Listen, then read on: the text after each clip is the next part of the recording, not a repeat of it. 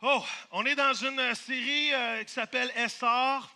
Si vous n'avez pas écouté un ou l'autre des deux premiers messages, je vous encourage d'aller sur l'Internet, d'aller sur www.égliseoasis.ca et d'aller vous inscrire. Et d'aller vous... Pas d'aller vous... Hey, ce matin, ça va être ça. Lord, help me. Allez écouter les messages, allez écouter les derniers messages. Je crois qu'ils sont vraiment motivants. Je crois que c'est les deux meilleurs messages de l'année à date. Right? Alors, c'est vraiment, vraiment important que vous allez le voir. Et je crois que le troisième, c'est ce matin.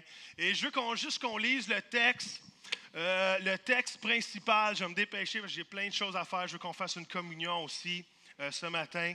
Tout le monde ensemble. Ésaïe 40, 28 à 31 qui dit ceci. C'est une version que j'ai mis ensemble, ok? C'est la version second 21, parole de vie, message. Ouais? C'est un bon verset. Ne le sais-tu pas, ne l'as-tu pas appris? C'est le Dieu d'éternité, l'Éternel qui a créé les extrémités de la terre. Il ne se fatigue pas, il ne s'épuise pas. Son intelligence est impénétrable. Il donne de la force à celui qui est fatigué. Il multiplie les ressources à celui qui est à bout, qui dit amen à ça. Les jeunes eux-mêmes deviennent faibles et se fatiguent, même les meilleurs tombent, dites-le avec moi, mais ceux qui comptent sur l'Éternel, quoi? Renouvellent leur force, ils déploient leurs ailes et prennent leur envol comme l'aigle, ils courent sans s'épuiser et ils marchent sans se fatiguer. Seigneur, on te remercie, Papa, pour ce moment extraordinaire ce matin, ce lancement d'année, ce moment en famille. Et on veut te glorifier, Papa, pour ce que tu vas faire. Glorifier pour ce moment, Seigneur, que non seulement on puisse voler seul, mais qu'on puisse voler en famille, en groupe, Seigneur, dans ton nom, on te prie, Papa. Amen. Si je pourrais donner un thème ou une thématique cette année à Oasis, si on peut donner une ligne directrice, ou si on peut donner une valeur qu'on va mettre de l'avant cette année dans notre liste de valeurs ici à Oasis, c'est l'idée d'être la famille Oasis. Et c'est toute la pensée qu'on va développer au courant de l'année 2018, c'est que Oasis, c'est une famille. Et si je pourrais mettre un titre à ce message, ce matin, ce serait ceci, c'est une famille en essor. Qui dit amen à ça? Parce que c'est beau de voler seul. C'est beau de déployer ses ailes seul, mais il y a beaucoup mieux que ça, c'est de le faire en famille. Qui dit amen avec ça?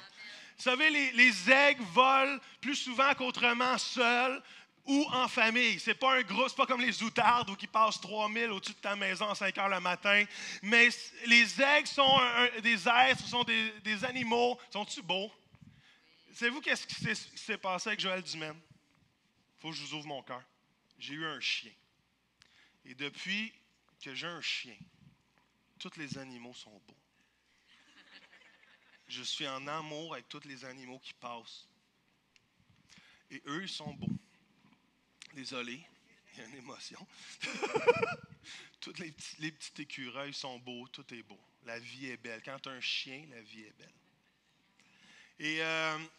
Et les oiseaux, les aigles volent seuls, mais aussi en famille. Je crois qu'en tant qu'Église Oasis, on a mis l'accent, les deux derniers messages, de comment prendre notre essor ou notre envol personnellement. Mais ce matin, je vais vous encourager à prendre notre envol, nous encourager tous à prendre notre envol en tant que famille. Est-ce que ça vous tente? Amen? La première chose que je veux vous dire ce matin, c'est qu'une Église, c'est une famille. Qui dit amen à ça? L'Église, c'est une famille. Ésaïe 2, 19, dans la parole de Dieu, va dire ceci. « Voilà pourquoi vous n'êtes plus des étrangers ou des hôtes de passage. Vous êtes citoyens à part entière avec tous les autres chrétiens. Vous êtes le peuple même de Dieu, mis à part pour lui. Vous faites partie de sa famille. » Wow, come on. Au moment que je donne ma vie à Dieu, au moment que je déclare Jésus comme étant mon sauveur personnel, avant même de joindre une église, ce que je joins, c'est une famille. Qui dit amen à ça? Je fais partie maintenant de la famille de Dieu, parce que la famille de Dieu n'est pas juste à Oasis. La famille de Dieu est aussi dans une autre église qui croit en Jésus seul, comme Jésus le sauveur du monde. Et nous sommes tous ensemble la famille de Dieu. Qui dit amen à ça? Et Jésus est venu pour se racheter une famille. Et je crois que je crois au réveil. Peut-être vous le croyez, peut-être vous le croyez pas, mais je crois au réveil. Je crois que Dieu veut changer la province du Québec. Je crois qu'on est appelé à avoir beaucoup plus d'enfants de Dieu au Québec qu'on l'a maintenant. Mais savez-vous quoi? Je crois que ça va passer par l'Église locale. Je crois que ça va passer par la famille de l'Église locale. Et je crois qu'on doit avoir une différente perspective de l'Église si on veut vraiment avoir le maximum de ce que Dieu veut faire à travers l'Église locale.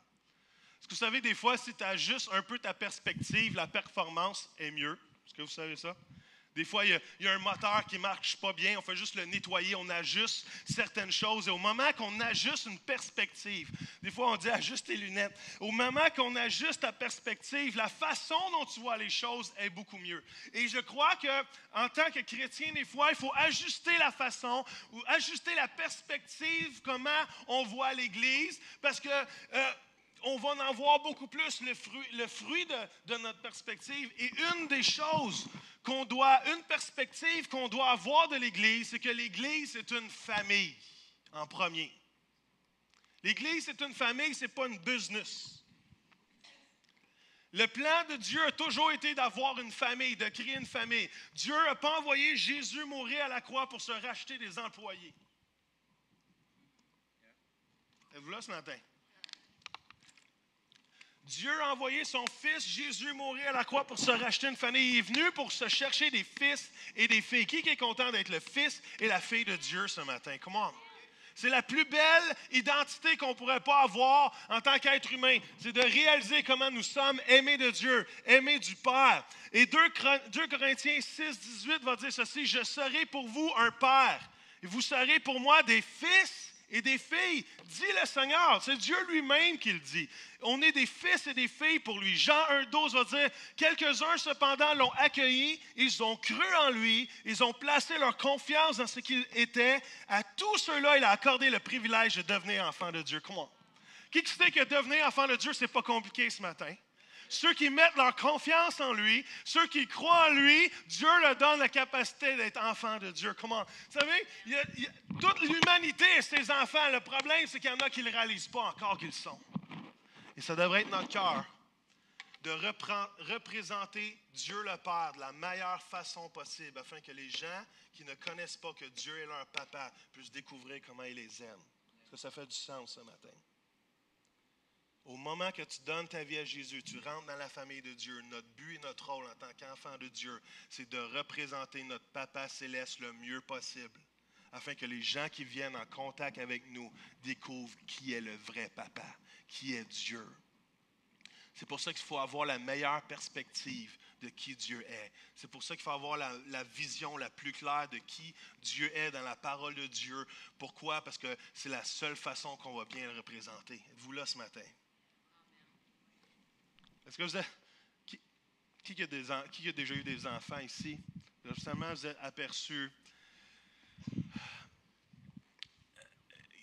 Les enfants nous imitent. Est-ce que vous avez déjà remarqué ça? Les enfants nous imitent. Moi et mon épouse, quand on était jeunes, c'est anglophone un peu. Désolé si ça ne marche pas en français, mais il y a peut-être une version française de ça. Mais on cache nos yeux devant nos mains. On cache nos yeux devant nos mains. On cache nos mains devant nos yeux. Puis là, on fait « Picabou ». On les fait en français, je suppose que ça doit être coucou, je suppose, la version française. Coucou! Et après 3-4 fois, l'enfant est surpris, mais un moment donné, tu te réveilles, tu l'assis dans sa chaise, puis lui, il cache ses yeux, puis il fait coucou! Ça vous est déjà, je suis sûr que ça vous est déjà arrivé probablement. Et sinon, il y a d'autres enfants pour essayer. Mais l'idée, c'est que les enfants imitent leurs parents. Les enfants imitent leur maman. Les enfants imitent leur papa. Et nous, en tant qu'enfants de Dieu, notre rôle est le même. C'est d'imiter notre Père.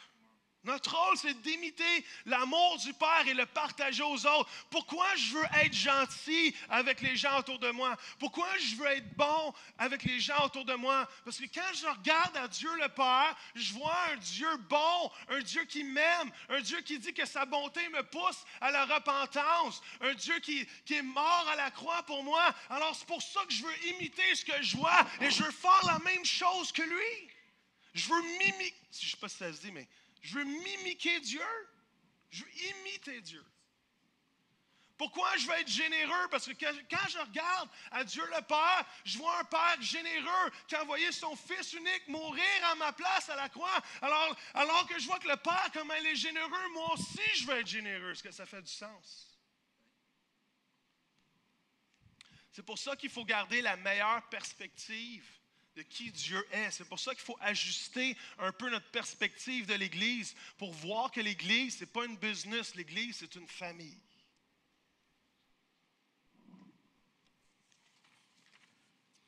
Parce que si j'ai un mauvais rapport avec l'Église, si j'ai la mauvaise perspective de l'Église, je vais avoir une mauvaise façon de m'engager envers l'Église. Est-ce que ça fait du sens? Et quand on a une mauvaise façon de s'engager envers quelque chose, il y a souvent de la frustration. L'Église, ce n'est pas une business, c'est une famille. L'Église, c'est une famille, ce n'est pas un service à la clientèle. Est-ce qu'il y en a qui ont voyagé sur la planète ici? Est-ce qu'il y en a qui ont déjà allé dans d'autres pays? Est-ce que vous avez réalisé des fois que le service à la clientèle est différent d'endroit ou endroit? Hein? J'ai-tu entendu un « hey boy » ? Et je suis allé en Irlande au mois d'avril passé. Et le service à la clientèle en Irlande était vraiment, mais vraiment hot. Écoute, c'est sûr on avait un petit avantage numérique, c'était notre 20e anniversaire de mariage. Right? Mais à chaque fois on était là en amoureux, il n'y a pas beaucoup de visiteurs, mais à chaque fois on disait que c'était notre 20e anniversaire de mariage, on s'est fait offrir du champagne, on s'est fait offrir des gâteaux, on s'est même fait payer notre plus cher repas de nos 10 jours, on se l'est fait payer par l'hôtel. Ils ont même mis des pétales rouges sur notre lit. Je le sais, j'aurais la même réaction de vous. Et on se faisait, les gens n'en revenaient pas, les gens nous félicitaient. Wow, on se faisait servir comme des rois. Mais il y a d'autres pays que c'est pire. Et boucher les oreilles à Sephora. Mais quand je suis allé en France, le service à la clientèle, d'accord, je suis sûr, le service à la clientèle n'était pas pareil. Quand tu vas à Paris et tu rentres dans... C'est romantique, un café à Paris, jusqu'à temps que tu rentres dans le café. Il y a une bulle de voyage exotique, de rêve, de café à Paris. Mais au moment que le serveur rouvre sa bouche, c'est pas le même niveau qu'en Irlande. En Paris, tu as l'impression de déranger le serveur quand tu demandes quelque chose. Un jour, on était là, tu sais, c'est romantique, tu es devant la Seine avec ton épouse, tu vois l'église Notre-Dame de Paris, le bossu, non, et là, tu arrives à 2h, j'ai juste un croissant café, le serveur te dit, oui, mais le spécial est fini. Non, le spécial est fini, monsieur. Je dis, non, mais on veut juste un café puis un croissant. Oui, mais le spécial, c'était ce matin, c'est plus là. Oui, mais c'est-tu possible d'avoir quand même un café et un croissant qui n'est pas dans le spécial? Ben, il fallait le dire! Qu'est-ce qu'on fait quand on a un mauvais service à la clientèle? On ne se fâche pas, mais on ne revient pas. Moi, c'est le même. C'est le même avec mon club sandwich. Quand je vais au restaurant, je mange un club sandwich, pas de tomates. C'est pas compliqué de ne pas mettre de tomates dans un club sandwich. Et une fois sur deux, devinez qu'est-ce qui arrive dans mon club sandwich? Des tomates. Et je dis gentiment, j'ai demandé un club sandwich, pas de tomates. Et savez-vous ce qu'ils font? Ils s'en vont, ils ramènent le club sandwich et ils enlèvent les tomates. Et ils me ramènent mon club sandwich, pas de tomates. Mais il y a encore du jus de tomate sur mon pain. Tout mon poulet est mouillé de jus de tomate. Et je dis, j'ai demandé un club, pas de tomate. C'est pas compliqué. Et là, je suis maintenant obligé de mentir. Je suis obligé de dire que je suis allergique aux tomates pour être sûr qu'il ne m'emmène pas de tomates. Je ne me fâche pas. Je garde mon calme, mais je ne reviens pas.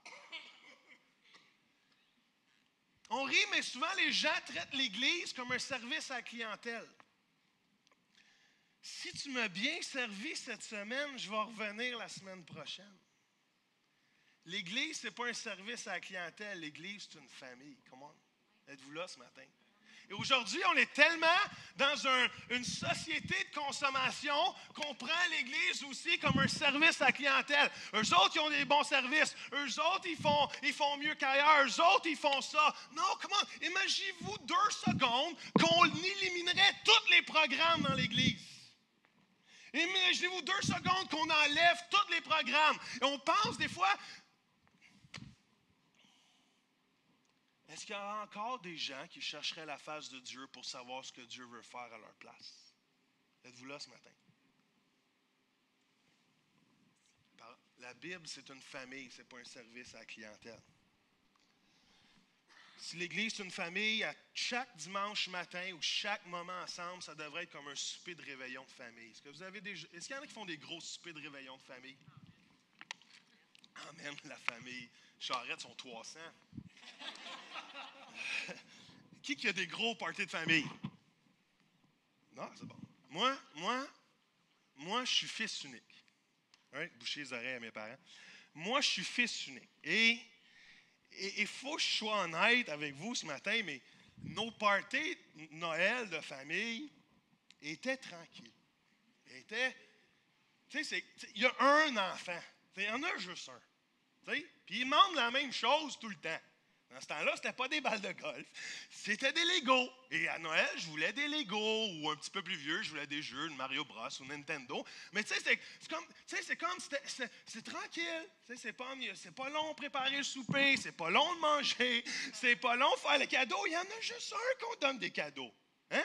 Puis mes parents savent déjà ce qu'ils me donnent. Fait qu'il y a comme personne qui est là, fébrile avec toi, à savoir qu'est-ce que tu vas avoir, on va jouer ensemble. Rien, non, c'est comme t'es tout seul. Ça, c'est la vie de fils unique. C'est comme, non. Il y a des bons côtés à être fils unique. Tout l'héritage va à toi. Come on. All right? Boucher les oreilles un peu. Mais quand je suis rentré dans la famille Verhoegs, j'ai eu un choc. Verhoegs, c'est le nom de fille de mon épouse.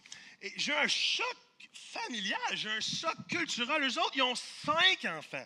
Ils en ont 3. Entre le 3e et le 4e, il y a 10-12 ans d'écart. C'est comme si tu as 2 familles. Tu as les plus vieux qui ont des blondes ou des chums ou des maris. Tu as les plus jeunes qui jouent. Puis ça, les gros parties, c'est la famille. Et là, tout le monde fait quelque chose. Il lave les patates. L'autre, il épluche les patates. L'autre, il pile les patates. Puis celui qui épile les patates, il est mieux de pas de laisser petits morceaux durs. Il y en a un autre qui met la vaisselle, l'autre met le feu dans le foyer, l'autre prépare des jeux. Et c'est la cacophonie totale. Je suis revenu à la maison et je dis, Seigneur, je veux avoir mon temps seul avec mes parents. Et l'atmosphère, quand tu développes un cadeau, c'est totalement différent quand tu as 5 enfants, tu en as juste un. Un moment donné, je vais toujours me rappeler, je ne l'ai jamais raconté celle-là, puis je suis content qu'il y en a soit en bas. Mais j'arrive et on fait un échange de cadeaux. C'est la tradition Verhoegs, un échange de cadeaux. Mais moi je suis fiancé avec Anna. Tu savais c'est quoi être fiancé? Tu veux impressionner les beaux-parents? Mettez-vous dans mon contexte. Les parents d'Anna, c'est des pasteurs d'une grosse église. Comment ça, tu essaies de marier la fille du... Peut-être dans ce temps-là, c'était gros. C'était énorme marier la fille du pasteur. C'était comme si tu avais gagné à l'Auto-Québec. C'était énorme. C'est comme, en plus, elles sont belles. Elles sont parfaites, chantent bien, des beaux yeux bleus. C'est comme si Jésus m'avait choisi. Et là, j'étais élu. Et là, j'emmène un cadeau. Et quand il y a 5, imaginez-vous, il y a 5 enfants, les parents, les blondes, les familles, les maris, les jeunes enfants. Et là, il y a une fébrilité. Tout le monde veut savoir ce que tu vas avoir en cadeau. Et là, il ouvre mon cadeau à Anna. Et ce qu'il ne voit pas, c'est une boîte La Senza. Et là, l'atmosphère dans la salle change, dans le salon. On dirait que les lumières sont devenues rouges. On dirait que l'enfer s'est réveillé. Le beau-père était prêt à se jeter sur la boîte comme un ballon de football pour recouvrir l'échappée. La belle-mère était presque déjà offusquée parce que je venais d'emmener une boîte La Senza. Et la famille s'imaginait le pire. J'étais prêt déjà. Les beaux-frères voulaient me castrer. C'est comme c'était.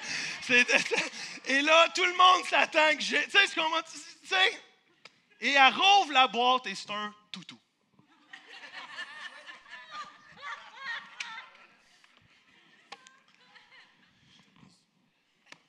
Je l'ai acheté chez La Senza. Demandez-moi pas qu'est-ce qu'un jeune de 20 ans faisait chez La Senza. Il avait les yeux fermés, il vendait des toutous pour une bonne cause. J'ai encore mal aux genoux d'avoir frappé tous les comptoirs pour me rendre à la caisse. Okay? Je suis encore blessé, j'ai des cicatrices. All right? T'as 20 ans. Y a-tu un malaise? Les gars, on peut avoir un moment de gars. Y a-tu un malaise de rentrer chez La Senza? Non? Hein? Avez-vous remarqué le tapis, comment il est beau chez La Senza? It's weird, just weird. Anyway. Tout ça pour vous dire que l'Église, c'est une famille.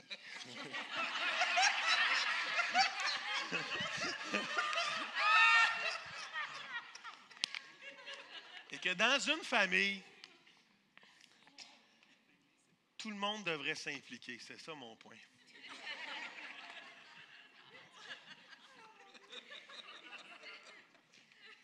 Tout le monde vit la famille différent. Hein? Mais quand j'étais dans une grande famille, tout le monde mettait la main à la pâte, si on peut dire. Et quand ma belle-mère me demandait d'éplucher les patates, je n'y ai pas répondu « Excusez, belle-maman, c'est parce que je ne me sens pas vraiment appelé à éplucher des patates. C'est pas vraiment ma passion. » On s'entend-tu qu'il n'y aurait pas eu de mariage? Dans l'Église, si l'Église est une famille, au moment qu'on se lance le défi de s'impliquer et de servir, notre réponse ne devrait pas être « Je ne pense pas que Dieu m'appelle à faire ça » ou « Je ne pense pas que ma passion, c'est ça », parce que ma passion première devrait être la famille. Fait que peu importe mon rôle, si c'est faire la vaisselle ou salir la vaisselle, que ce soit mettre le feu dans la cheminée, je reviens chez nous, ou que ce soit de faire les patates ou de penser la balayeuse, il n'y a rien qui est trop bas pour moi parce que ma passion première, c'est la famille. Est-ce que ça fait du sens? Fait qu'en 2018, je vous encourage que si on vous demande de servir quelque part, de réaliser que votre passion première, c'est peut-être pas être à la caméra, c'est peut-être pas d'être avec les enfants. Puis je dis pas ça parce que je veux pas que vous rentriez dans votre appel, mais notre passion première, c'est la famille. Puis quand je rentre à Oasis, c'est ce sentiment-là que je devrais avoir, c'est que j'arrive dans une famille. Et une famille prend tous les rôles nécessaires pour que la famille fonctionne. Est-ce que ça fait du sens? J'ai écrit ceci, je ne sais pas si c'est là, j'ai dit « Servir, ce n'est pas quelque chose que je fais, c'est qui je suis. » Comment? Servir, ce n'est pas quelque chose que je fais, c'est qui je suis. Jésus, est-ce qu'il est venu pour être servi ou il est venu pour servir? Jésus est venu pour être le serviteur de tous. Comment? Jésus n'est pas venu comme un consommateur, Jésus est venu pour sauver. Amen? J'avance rapidement, la famille est là pour nous aider à maturer. Qui pense qu'il a besoin de maturer un peu plus en 2018? Qui sait qu'on a tous besoin de maturer un peu plus? On est tous immatures un peu, c'est barres. Mais la famille, c'est là pour nous aider à maturer. Mon premier rôle en tant que parent, c'est m'assurer que mes enfants maturent. Êtes-vous d'accord avec ça? Il y a un texte qui est intéressant ici, je vais vous lire. C'est un peu long, mais je vais finir avant 2 heures, inquiétez-vous pas. Éphésiens 4 dit ceci, « Ces dons aux hommes sont variés. » Il parle des 5 ministères. Il nous a donné certains frères comme apôtres, d'autres comme porte-parole de Dieu, d'autres comme évangélistes, de partager l'évangile de Jésus-Christ, d'autres comme des bergers, des enseignants. Tous ces dons étaient accordés pour le quoi? le perfectionnement des chrétiens, afin qu'ils soient tous convenablement équipés pour leur service et que chacun soit rendu capable d'exercer son ministère en vue de la formation du corps de Christ. Wow. Il nous a donné ses frères pour que nous parvenions à une profonde unité par le moyen de la foi, d'une parfaite connaissance du Fils de Dieu et que nous devenions majeurs, pleinement matures, que notre personnalité atteigne son plein épanouissement sur le modèle du Christ.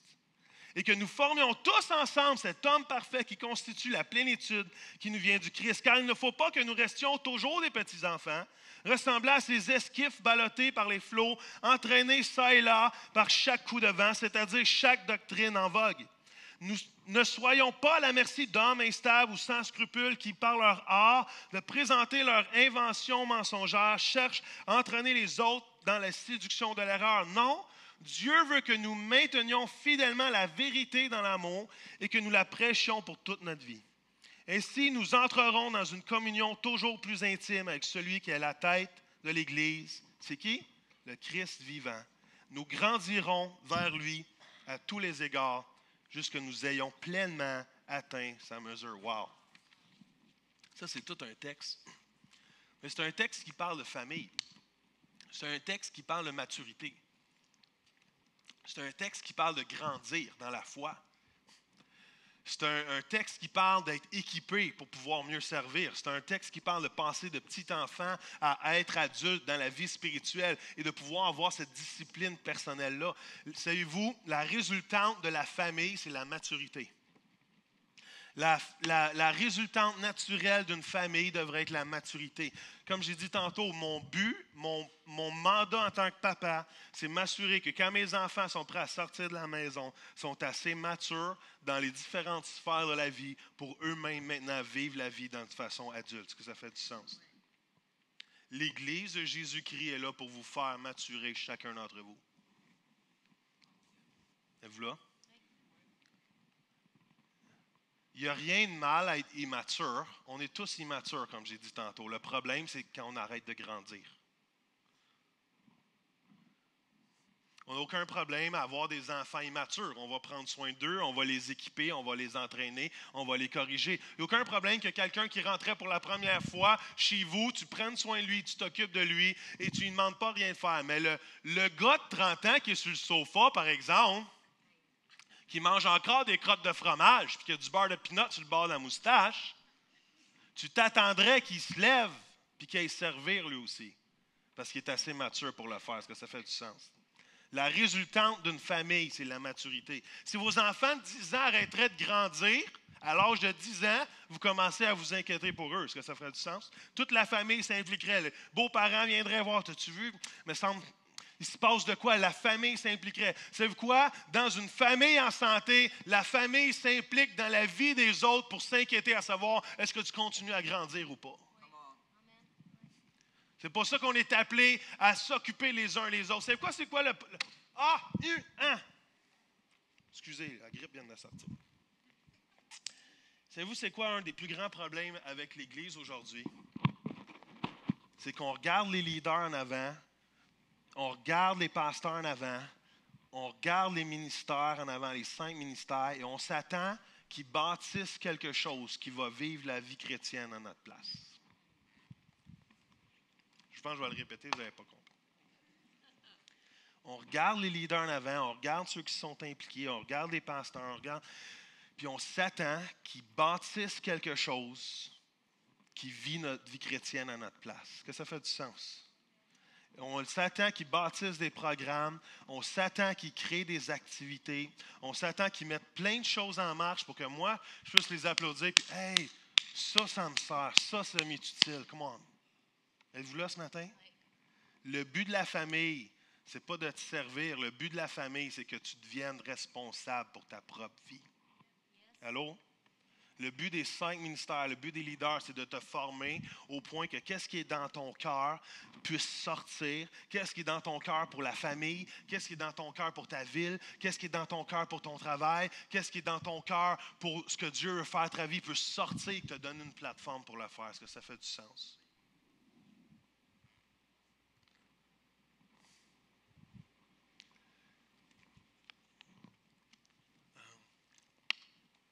ça parce que, en tant qu'enfant de Dieu, on est supposé d'être conduit par le Saint-Esprit. Est-ce que c'est une déclaration qui fait du sens jusqu'à date?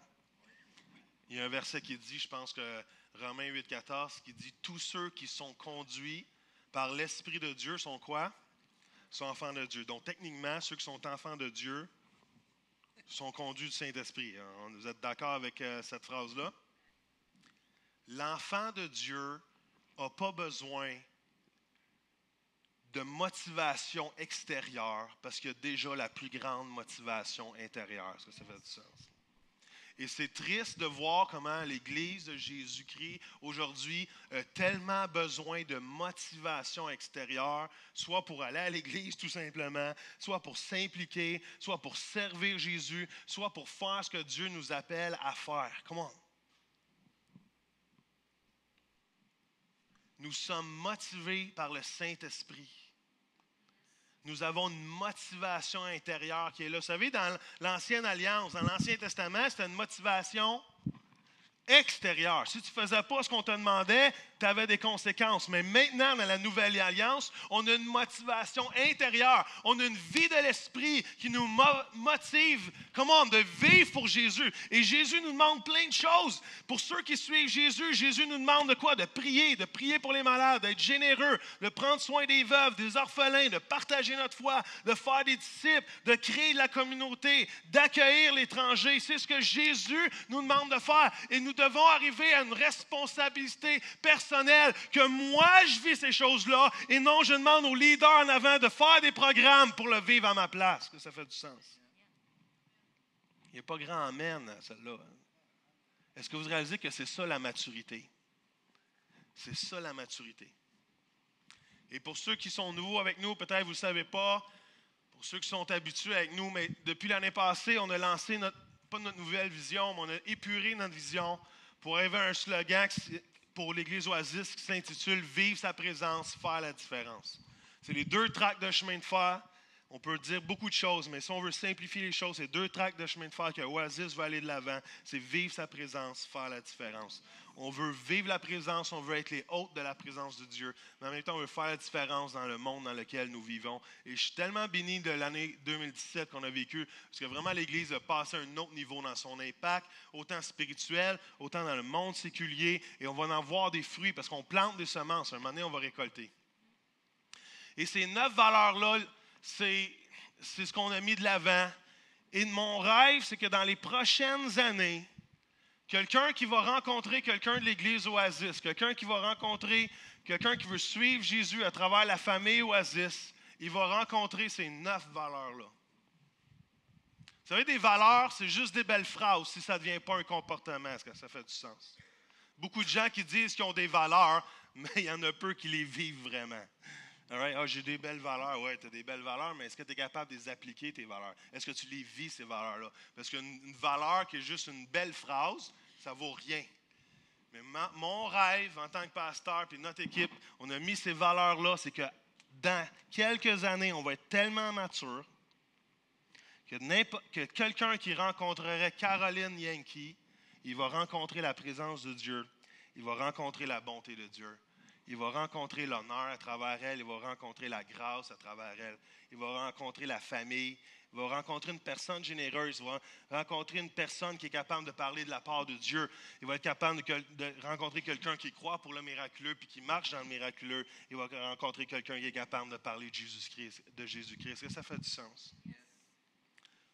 Et si on développe toutes ces choses-là. Il y en a qu'on est peut-être plus à l'aise que d'autres, mais si on développe toutes ces valeurs-là et ça devient une partie intégrale, les gens, on va les accueillir dans cette atmosphère-là et ils vont être touchés par Jésus. C'est officiel. C'est officiel. Parce qu'ils vont rencontrer des gens matures. C'est pour ça que cette année, on s'appelle la famille Oasis. Parce que la première chose que je veux qu'on apprenne, c'est être la meilleure famille de Jésus-Christ qu'il ne pourra pas y avoir. On pourrait s'aimer les uns les autres, s'encourager les uns les autres, s'éduquer les uns les autres, se propulser les uns les autres, se supporter les uns les autres, et que n'importe qui rentre dans l'église Oasis va retrouver une église qui l'accueille et qui l'aime. Est-ce que vous savez que Dieu place des orphelins dans le sens spirituel? Est-ce que Dieu place des gens seuls dans l'Église Oasis aujourd'hui? Est-ce que vous savez que Dieu appelle les gens qu'il ne connaissent pas, il les place où? Dieu ne place pas ses nouveaux enfants dans une compagnie. Dieu ne place pas ses nouveaux enfants dans un service à la clientèle. Dieu place ses enfants dans une famille. Et nous sommes appelés, chacun d'entre nous, à être des parents adoptifs, à prendre soin. Vous savez, il y a quoi de super attirant d'une famille en santé? Est-ce que vous êtes d'accord avec ça? Oui. On accueille un jeune homme, un ami à Jeff qui est souvent à la maison dernièrement, et de sa propre bouche, il a dit ceci. Il a dit, je sens tellement l'amour dans votre famille, je sens tellement que vous êtes une famille extraordinaire. Je suis comme à la maison avec vous autres, je me sens accueilli comme dans ma famille. Ce jeune homme-là, ses parents viennent de se séparer il y a quelques mois. Ce jeune homme-là a besoin d'une famille qui va l'aimer, d'une famille en santé qui va l'accueillir. Et savez-vous quoi? Nous sommes tous appelés à être une famille qui accueille les gens, qui adopte les gens au maximum. Je vais vous dire ceci, puis ça va être quand même assez radical.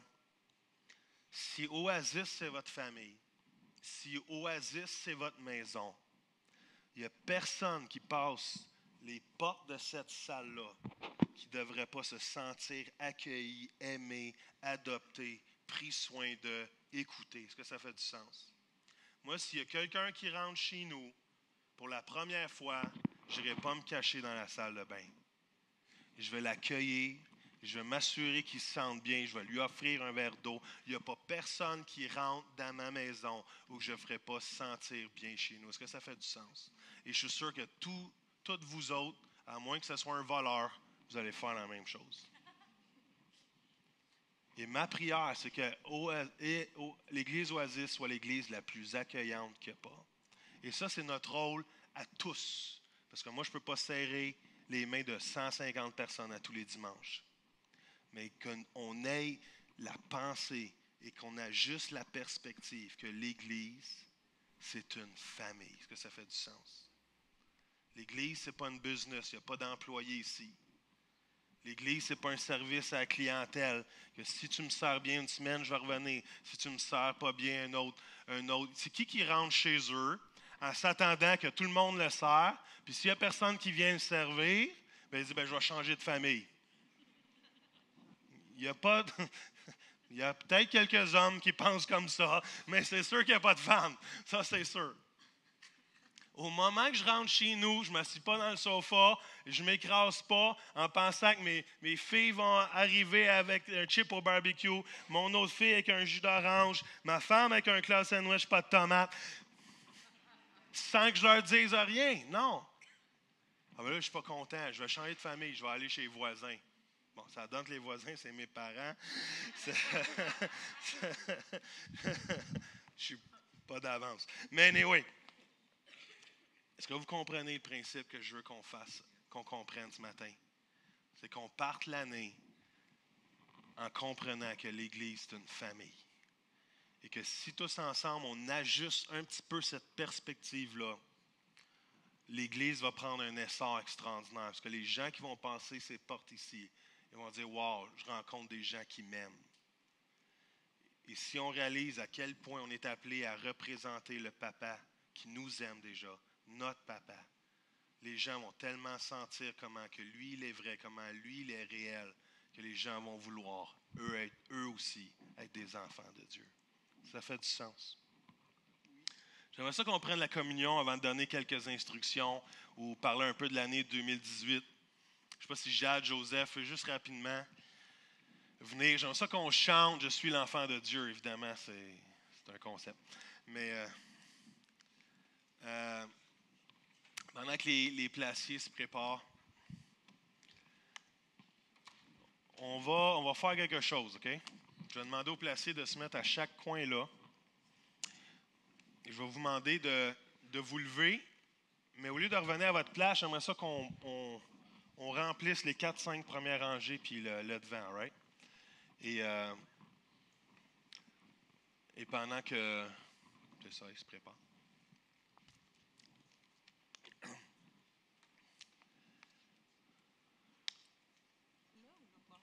2 là et restez là-bas. Merci de servir. Fait que, êtes-vous prêts? On va commencer la musique tranquillement. Si vous voulez prendre la communion avec nous, allez chercher votre breuvage et votre pain. Essayez de remplir le maximum du devant. Après, on essaie de remplir les 3-4 premières rangées au plus possible. Right? On va chanter avant qu'on passe à d'autres choses. C'est comme un petit appetizer avant le potluck. C'est comme... Venez-vous en avant après. Inquiétez-vous pas, je ne mangerai pas.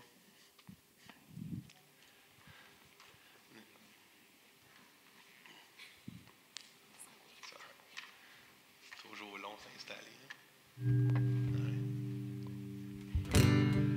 Venez-vous-en, venez bourrer le devant. Venez vous coller. On est une famille. C'est pas grave s'il y a un pas de speed stick un matin. On l'aime pareil. C'est pas grave si un ne sait pas brosser les dents. On les aime pareil.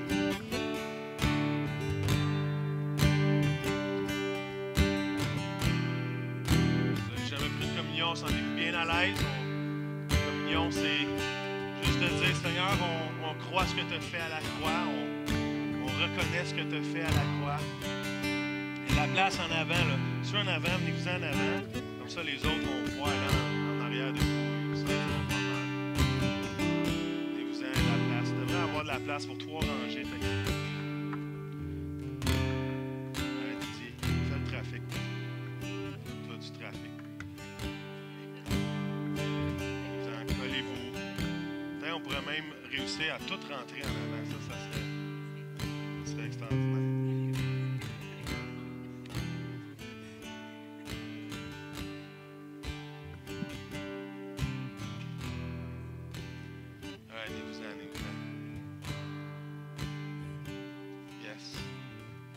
On peut commencer à chanter. Alléluia. Tu m'as ébloui par des mélodies. Tu m'entoures d'un chant d'amour. Tu m'as délivré de mes ennemis. Alors mes peurs s'enfuient. Non plus esclave de la peur. Je suis l'enfant de Dieu. Non plus esclave de la peur. Je suis l'enfant de Dieu. Avant ma naissance, tu m'avais choisi. Tu connaissais mon nom. Tu m'as fait renaître. Tu m'as adopté. Ton sang coule dans mes veines. Non plus esclave de la peur. Je suis l'enfant de Dieu. Non plus esclave de la peur. Je suis l'enfant de Dieu. Oh, non plus esclave de la peur. Je suis l'enfant de Dieu.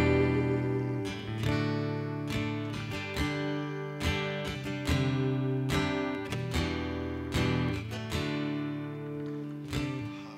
Tout le monde a été servi. S'il y en a qui reste quelques-uns à servir ce matin, vous avez tous l'occasion. Merci de m'obéir, d'être en avant. J'apprécie que vous offrez votre zone de confort, mais une famille, ça se colle. Êtes-vous d'accord avec ça? Vous savez, c'est quoi notre plus grand plaisir en tant que parents, qu'on a des enfants de maintenant 18, 16 et 14. Quand notre garçon, ma grande fille de 16 ans, elle vient me coller. C'était facile quand il avait 5 ans, hein? C'était facile quand il avait 4 ans. Hein? Il n'avait pas le choix. Mais quand ma fille ou mes filles viennent me coller et me disent « Papa, je t'aime », on est une famille. Je pense que c'est le fun d'être proche, d'être là en frères et sœurs. La Bible dit qu'il n'y a rien de mieux que d'être ensemble entre frères et sœurs. Alors, papa, on veut juste te remercier pour la famille Oasis. Pour ceux qui sont peut-être la famille proche ou même la famille éloignée, peut-être certains, vous nous visitez. Peut-être certains, c'est votre église depuis 30 ans. Mais à la fin, on est tous une famille. Plus que la famille Oasis, on est la famille de Dieu. On est les enfants de Dieu. Et papa, je veux te remercier d'avoir envoyé ton Fils Jésus pour mourir à la croix afin de faire de moi ton enfant, ton fils et ta fille. Et peut-être que vous n'avez jamais, ce matin, dit à Dieu que vous croyez en lui. Et ce matin, je vous encourage, alors que vous allez prendre cette communion, de juste dire, Dieu, je réalise que tu es vrai, que tu es réel, et je veux être ton enfant. Et je vous garantis que si vous faites cette prière d'une façon sincère, votre vie va être totalement changée, transformée. Vous allez voir la vie avec le sens qu'elle a vraiment, de vivre pour votre papa qui vous aime et qui prend soin de vous. Alors, Père, on a ce lien de famille. Ça dit que toute famille tire sa naissance de Jésus-Christ. Alors, Père, on te remercie pour ton Fils sacrifié à la croix pour nos péchés. On te remercie qu'il y a 2000 ans, tu es venu dans ce monde pour représenter le Père. Jésus, tu es venu pour représenter ton papa le mieux possible et nous faire réaliser comment il nous aimait. Et en prenant cette coupe et ce pain ce matin, on veut juste déclarer encore une fois que c'est un privilège d'être ton enfant et que je veux t'aimer pour le reste de ma vie. Transforme-moi, change-moi, aide-moi à maturer d'une telle façon que je puisse représenter Jésus le plus possible. Merci parce que tu fais chacun de nous ta famille. Je prie pour ceux qui se sentent seuls ce matin, que tu puisses les toucher, les combler et te révéler comme étant un Dieu qui les aime. Dans le nom de Jésus. À toi la gloire. Vous pouvez prendre le pain, le breuvage ce matin.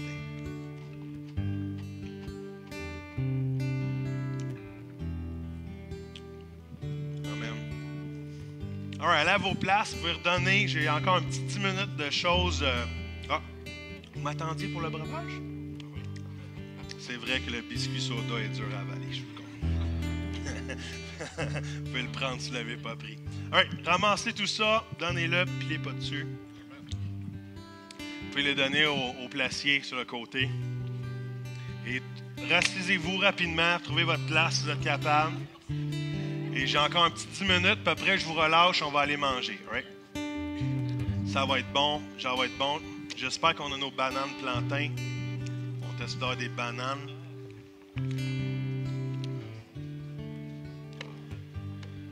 Merci d'avoir été attentif ce matin. Je prie que ce soit plus qu'une belle pensée, que ce soit vraiment une attitude de cœur. On est tous ce cœur d'être la famille. Bienvenue à Oasis. Si vous cherchez une famille, on vous dit bienvenue à Oasis. All right. Êtes-vous prêts? Est-ce que vous êtes prêts à me donner un 5-10 minutes encore? Oui. Merci Sam. Est-ce que vous êtes prêts à me donner un 5-10 minutes encore? All right. Merci. Merci Cynthia. Right. J'ai 2-3 choses importantes à partager pour l'année. Et je prends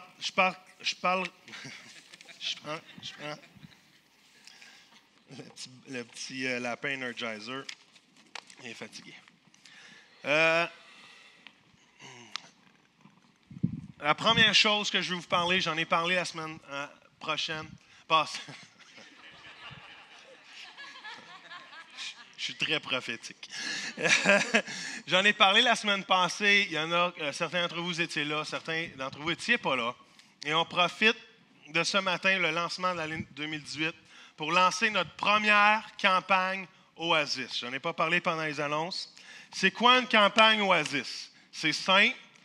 C'est dans ces moments-là qu'on va mettre un accent particulier sur une de nos valeurs afin de les maîtriser et de les exhiber. Est-ce que ça fait du sens?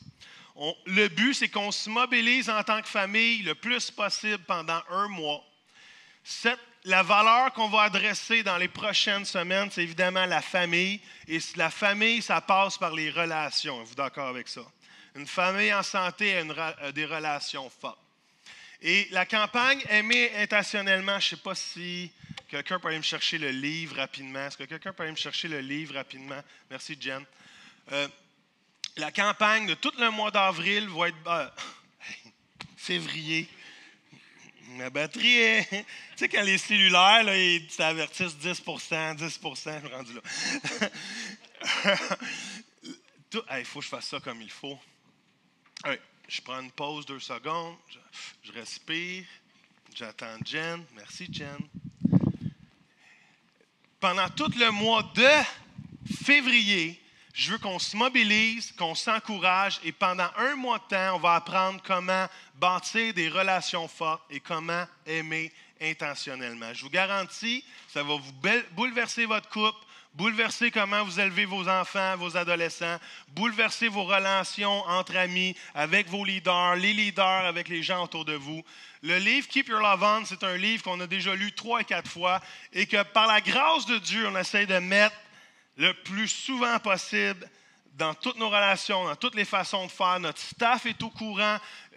On essaie de se traiter de cette façon-là et je veux que l'Église l'apprenne au complet. Alors, pendant un mois de temps, tous les messages vont être basés là-dessus. Moi, je vais apporter la parole de Dieu. Caroline va apporter la parole de Dieu. Caroline Yankee, la femme à désirer. Désiré aussi. Anna aussi.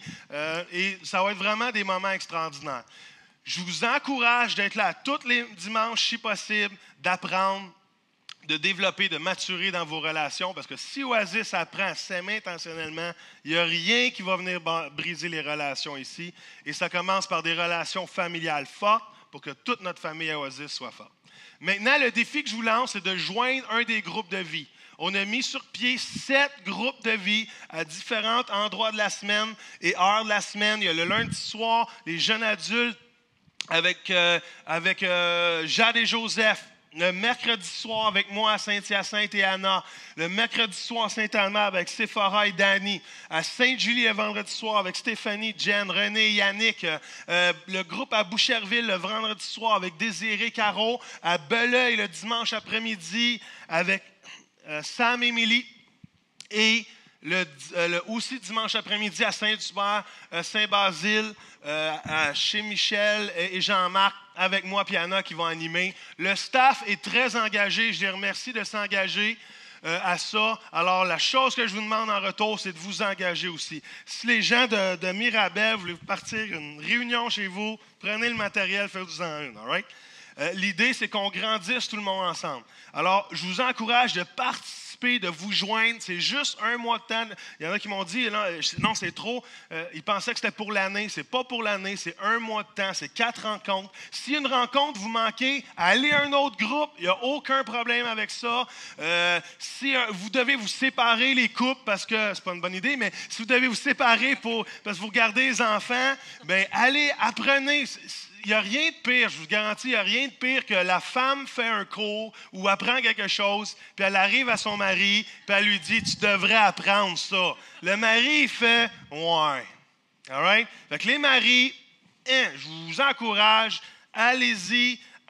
Il n'y a rien de plus sexy, excusez, là, mais qu'un gars qui investit dans son mariage. Les filles, j'ai trouvé ça un peu poche comme réponse, honnêtement, là. Il y a rien, je vous donne une autre chance, OK, pour 2 morceaux de robot. Il n'y a rien de plus sexy qu'un homme qui investit dans son mariage. Je pense qu'Émilie voulait passer un message. Non. C'est une joke. Ça en va une semaine en vacances. Tu as le temps de te rattraper. All right. Fait que, je vous encourage, inscrivez-vous. Achetez le livre si vous êtes capable. Financièrement, c'est difficile. On ne l'oblige pas. Vous pouvez le photocopier à quelqu'un. Au pire, on ne vous en voudra pas. Mais achetez-le. On en a une 40aine de copies. sortez de votre zone de confort, apprenez à connaître des nouvelles personnes. Le staff, vous allez voir, sont super gentils, vous allez apprendre à les découvrir. Mais pendant un mois de temps, on va mettre l'accent pour qu'après, on soit tous capables d'avoir des relations fortes, d'être des personnes puissantes. C'est quoi une personne puissante? C'est une personne qui qui a des responsabilités personnelles, qui fait des choses difficiles au lieu de faire des choses faciles. Alors, ça va être vraiment le fun. Puis en plus, je suis vraiment content de laisser le micro à Caro parce que vous allez vraiment apprécier Caro. Elle a un doctorat dans les relations et Désiré est devenu le meilleur homme sur la planète depuis que Caro l'a marié. Alors, ça va être le fun. All right? Alors, ça, c'est une campagne. Il y a déjà, je suis vraiment béni de la réponse. Il y a beaucoup de gens qui se sont inscrits. Ce matin, là, ça serait le fun de... Tout le monde est là ou presque ce matin, ce serait le fun de remplir ça. Alors, allez que vous voulez. Vous n'êtes pas obligé d'aller dans votre ville. Si vous ne m'aimez pas à face, c'est pas grave. Allez dans un autre, dans un autre groupe de vie, un groupe maison. L'idée, c'est que vous trouvez l'endroit qu'il vous faut, où vous faut, mais participez à un groupe de vie. Vous allez voir, vous allez passer à un autre niveau dans vos relations. C'est bon? Et on verra le prochain, ça ne sera pas le mois prochain, que ça ne sera pas au mois de mars, mais séparé dans le temps, on va avoir passé ça, puis ma prière, c'est dans 5 ans, tout le monde qui rencontre quelqu'un d'Église Oasis va rencontrer toutes ces valeurs-là, ils vont être bouleversés parce qu'on représente Jésus au maximum. Ça fait-tu du sens?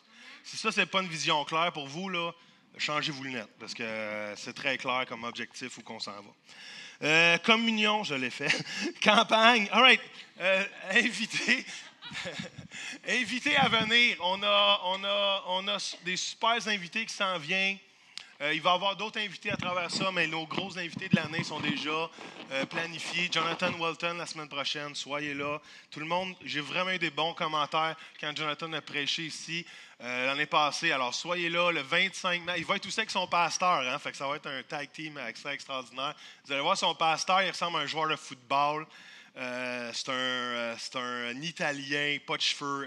Vous allez l'aimer. C'est comme un gros toutou. C'est comme tombe en amour avec son pasteur. Et le 25 mars, à l'Église Oasis, on a Danny et Sherry Shilke avec nous. Ça, c'est vraiment une bénédiction du Seigneur. Vous savez, quand j'ai commencé à avoir à cœur de faire ce genre de campagne-là, on parle au mois de septembre là, qu'on a commencé, moi et Caro, on en parlait, puis tout ça. Quand j'étudiais comment bien faire ça, il me disait... Pense à quelque chose après, pense à un invité, pense à une conférence, pense à quelque chose qui va juste finir tout ça comme il faut. Mais j'ai dit, Seigneur, moi, je sais c'est quoi je veux. C'est facile, je veux l'auteur du livre, je veux Danny Silk, je le connais, c'est un ami, une bonne connaissance. Je dis, mais il est au mois d'octobre. Tu n'invites pas des invités comme ça au mois d'octobre. Ils sont déjà bookés des années d'avance, ces gens-là. Puis je les ai écrits, je les ai talonnés. Moi, je suis bien fatigant. Moi, je suis comme la femme qui ne lâche pas le morceau ou la femme qui crie pour les petits pains. Anyway, je ne lâche jamais le morceau. Et finalement, au mois de novembre, on a eu la réponse. Il y avait un trou dans leur horaire au mois de mars, puis ils nous l'ont donné. Ils arrivent de l'Angleterre, ils vont venir ici. Et fait qu'on va les avoir le dimanche. Mais j'aimerais ça vraiment, vraiment que vous participiez à la journée du 24, par exemple, que vous inscrivez. C'est 40 $ par personne. C'est vraiment pas cher. Le prix d'église va rester jusqu'au 18 mars. Vous avez le temps de ramasser vos petits sous, ramasser des bouteilles, faites quelque chose, mais assurez-vous d'être là, OK? Ne manquez pas ça. Ça va être le clou sur le cercueil, la cerise sur le sundae, ça va être la boîte, le toutou dans la boîte, la senza, ça va être... c'est le summum, OK? Non, mais savez-vous pourquoi j'ai pris une boîte La Senza?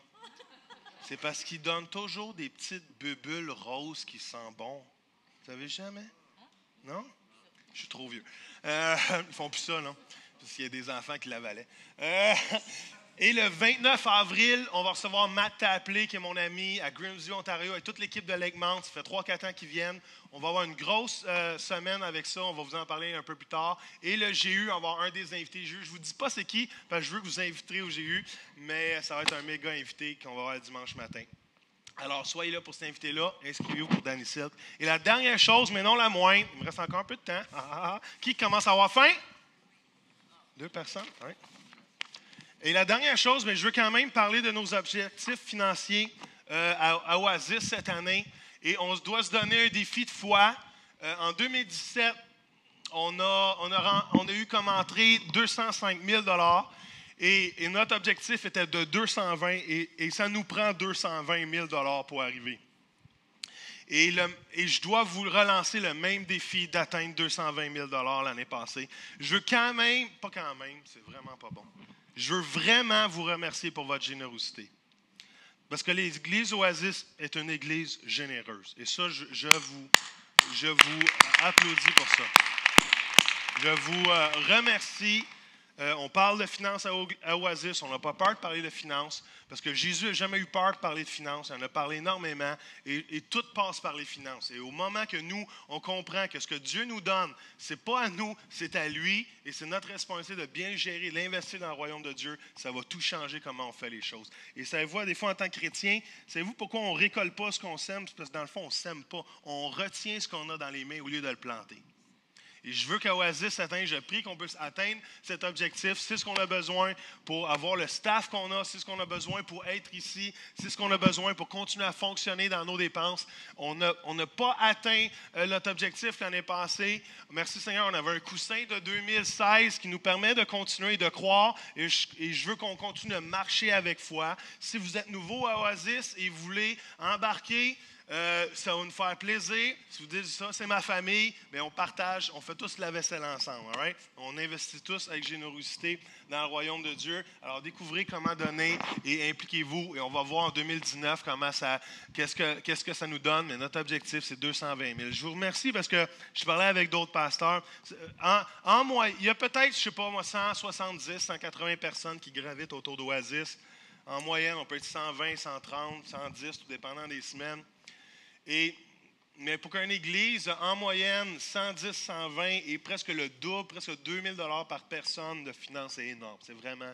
Et je veux qu'on se félicite pour ça. Juste pour vous donner un exemple, je parlais avec un pasteur d'une église entre 175 et 200 et son budget annuel était de 140 000 $. Alors, pour que nous, on marche dans cette générosité-là, c'est vraiment extraordinaire. Je vous remercie pour ça. Et je veux qu'on se donne le défi de continuer de marcher de cette façon-là. Et si on est capable de tous se mettre les mains, mettre ensemble, de donner avec foi, on va voir des miracles. Right? Parce que quand on sème, on récolte. Est-ce que ça fait du sens? Oui. Right? Vous êtes prêts à embarquer? Amen? All right, je finis avec une prière bien simple. Je vous remercie de m'avoir écouté ce matin. Merci d'être la famille Oasis. Est-ce qu'on peut juste se lever debout? Après, je vous relâche. Je vais dire les instructions tout de suite parce qu'après, vous ne m'écouterez pas. La première chose que vous faites, c'est quoi? La campagne. Hein? La campagne. Quoi? Aller chercher les enfants. Merci, Caro. Responsable des 5 ans et moins, tu fais bien ta job. La deuxième chose que vous faites, c'est quoi? Vous allez vous inscrire à la table. C'est quoi la troisième chose que vous faites? Le démontage. Pour ceux qui font le démontage. C'est quoi la troisième chose que vous faites? Vous allez à la Café D, vous passez à côté des toilettes des femmes. Les femmes, vous arrêtez. Les hommes, vous continuez. Et après, les femmes viennent nous rejoindre. Les gars ont tout mangé. Et on a du bon temps ensemble. On a la salle jusqu'à 2 heures. Puis on apprend à se connaître, on apprend à se découvrir. Papa, je te remercie, Seigneur, pour l'Église Oasis. Je te remercie pour l'essor que tu nous donnes en 2018. Je crois que ça va être une année extraordinaire et que non seulement individuellement, on déploie nos ailes et qu'on atteigne des nouveaux niveaux ou que nous appelle à voler, à vivre, mais qu'en tant qu'Église, Seigneur, on devienne un corps puissant, des gens qui s'aiment, qui s'apprécient, qui s'encouragent et qui accueillent les orphelins que tu envoies, Seigneur, qui ont besoin de te découvrir, Seigneur, et qu'on devienne une famille forte et saine dans le nom de Jésus. Tout le monde dit...